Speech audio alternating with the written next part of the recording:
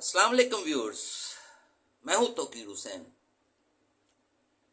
Viewers, noun की तीसरी form या तीसरी प्रोडक्ट के साथ आपके सामने हूं। नाउन की पहली दो फॉर्म्स मैं आपको बता चुका हूं। पहली है नंबर, दूसरी है जेंडर और ये तीसरी है, और इसका नाम है केस। बहुत से लोगों ने ये नाम सुना भी नहीं होगा, इसलिए कि सेंटेंस की इस हद तक करेक्शन और परफेक्शन तक हमारा असेसमेंट सिस्टम है ही नहीं।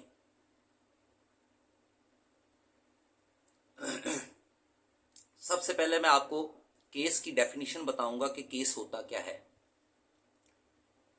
Case is the form of a noun, an adjective or a pronoun in some languages that shows its relationship to another word in the sentence. There are three cases: the nominative, the objective, and the possessive or genitive.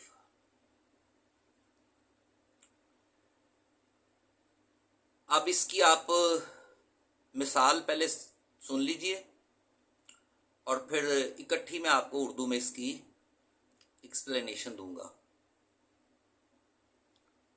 मिसाल के तौर पे एक sentence है, Salim broke Akram's pen.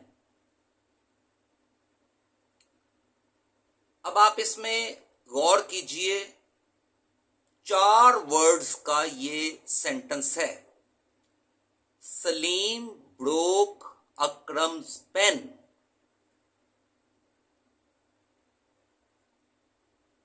चार words में से आप ये देखें, जो सलीम है ना,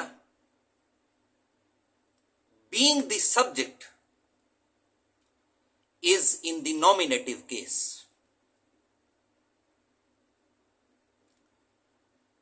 Akrams indicating the ownership is in the possessive case, and pen being the object is in the objective case. Case is the form of a noun, an adjective or a pronoun in some languages, बड़ा आसान है, that shows its relationship to another word in the sentence. Case noun की adjective या pronoun की वो form है कुछ languages में जो इसका रिलेशनशिप शो करती है किसी दूसरे वर्ड के साथ इन ए सेंटेंस। अब आप मिसाल देख लीजिए। हाँ, मिसाल से पहले आपको यह बता दूं कि केसेस जो हैं वो 3 किस्म के होते हैं। पहले केस को कहते हैं नॉमिनेटिव। इसका एक और भी नाम है और वो है सब्जेक्टिव केस। आप इसको सब्जेक्टिव केस भी कह सकते हैं, मगर मैं इसको सब्जेक्टिव केस इसलिए नहीं कहता कि हर सेंटेंस में जरूरी नहीं है कि सब्जेक्ट होता है। हर सेंटेंस में जरूरी नहीं है कि वर्ब एक्शन वर्ब है जिसको के सब्जेक्ट परफॉर्म करेगा। लिहाजा सब्जेक्ट कहने से, इसको सब्जेक्टिव केस कहने से, ये सिर्फ वो कह ले, फिर ये एक्शन वाले वर्ब के लिए लिमिटेड होकर रह जाता है। लिहाजा इसका एक्चुअल नेम है नॉमिनेटिव केस। हां, नॉमिनेटिव केस में जो नाउन होता है या प्रोनाउन होता है, अगर तो वर्ब एक्शन वर्ब होगा तो वो नाउन या प्रोनाउन सब्जेक्ट कहलाएगा, इसलिए कि वो उस एक्शन को परफॉर्म करेगा। और अगर वर्ब जो है स्टेट या इवेंट को शो कर रहा है तो फिर जो नाउन या प्रोनाउन है वो सब्जेक्ट नहीं कहलाएगा। अब आप मिसाल के तौर पे इसमें देखिए जरा, दूसरा हो गया ऑब्जेक्टिव केस। अगर आपने पढ़ा है कि व्हाट इज एन ऑब्जेक्ट, तो बड़ी सिंपल सी बात है कि जो नाउन या प्रोनाउन ऑब्जेक्ट की कैटेगरी में फॉल करेगा वो ऑब्जेक्टिव केस का है। और तीसरा केस है पजेसिव केस। पजेसिव कौन सा होता है? जो ओनरशिप को इंडिकेट करता है, यानी पजेसिव केस में वो नाउन या प्रोनाउन फॉल करेगा जो कि ओनरशिप को इंडिकेट करेगा। अब आप जुमले की मिसाल देख लीजिए कि सलीम ब्रोक अकरम्स पेन। सबसे पहला पॉइंट आप ये नोट करें कि वर्ब कौन सा है। वर्ब है एक्शन वर्ड, एक्शन को शो कर रहा है ना, तोड़ने को शो कर रहा है। तो सलीम ब्रोक, सलीम क्या हो गया?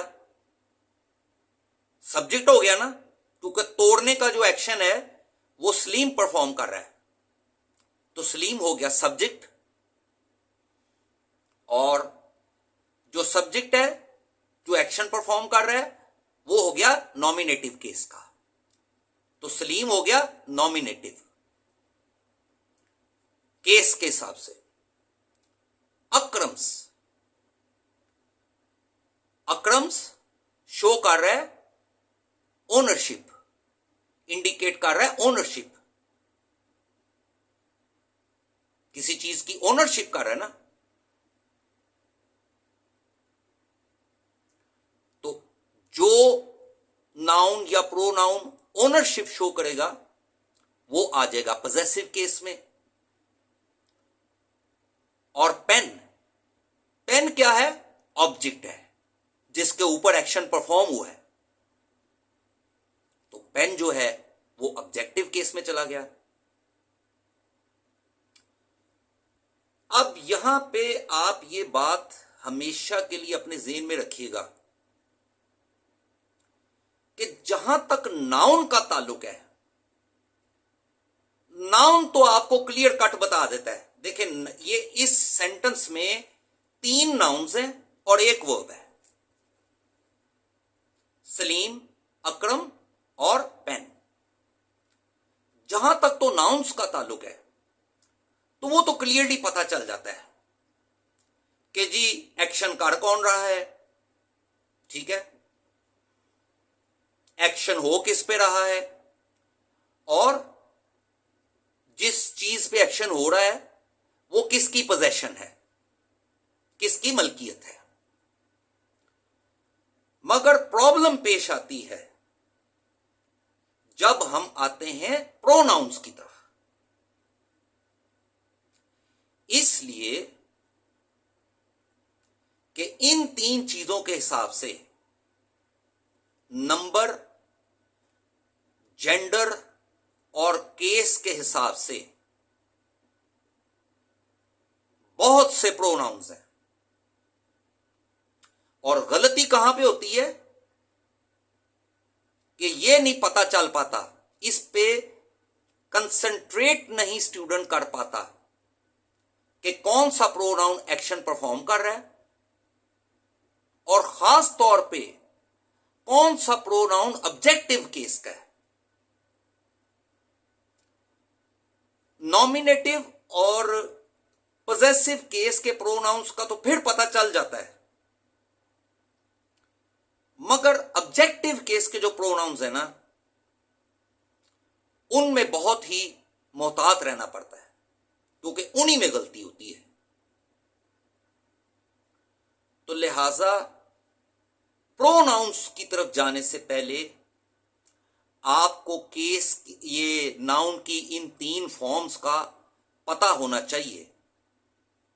नहीं तो जब आप प्रोनाउन के साथ सेंटेंस बनाएंगे तो आप उसमें गलती कर बैठेंगे। और मुझे बड़े अफसोस के साथ कहना पड़ता है कि बेबहा बच्चों को जो मास्टर कर बैठे हैं अपने अपने रेलेवेंट फील्ड्स में, उन्हें ये जो प्रोनाउंस है ना, जो 3 केसेस को शो करते हैं, उनके उर्दू में मीनिंग मालूम नहीं है। इंतहाई अफसोस की बात है। तो लिहाजा आपको यह पता होना चाहिए कि कौन सा प्रोनाउन एक्शन परफॉर्म कर रहा है, किस पे एक्शन हो रहा है और वो किसकी पोजीशन है। केस का इन 3 मामला से ताल्लुक है। तो अपनी नेक्स्ट वीडियो में जब मैं आगे नेक्स्ट टॉपिक की तरफ आऊंगा तो उसमें मैं आपको इन तीनों का इस्तेमाल आपके सामने, मेरी जो नेक्स्ट वीडियो आएगी, जो कि आगे सेंटेंस बिल्डिंग की नेक्स्ट स्टेज आएगी, उसमें आपके सामने क्लियर कट इन 3 चीजों का इस्तेमाल सामने आ जाएगा, नंबर का, जेंडर का और केस का। याद रखिएगा मेरी बात, एक एक पॉइंट को जहन में रखने की जरूरत है। अभी जब मैं आपके सामने सब्जेक्ट की बात कर रहा था तो मैं आपको अब तक 2 सब्जेक्ट बता चुका हूं। पहला naming part of a sentence और दूसरा वो नाउन या प्रोनाउन जो एक्शन को परफॉर्म करता है, उसको सब्जेक्ट कहते हैं। तो अगर आप इसमें गलती कर बैठे, अगर आप यहां पे नेमिंग पार्ट समझ बैठे सब्जेक्ट को, तो समझे गए।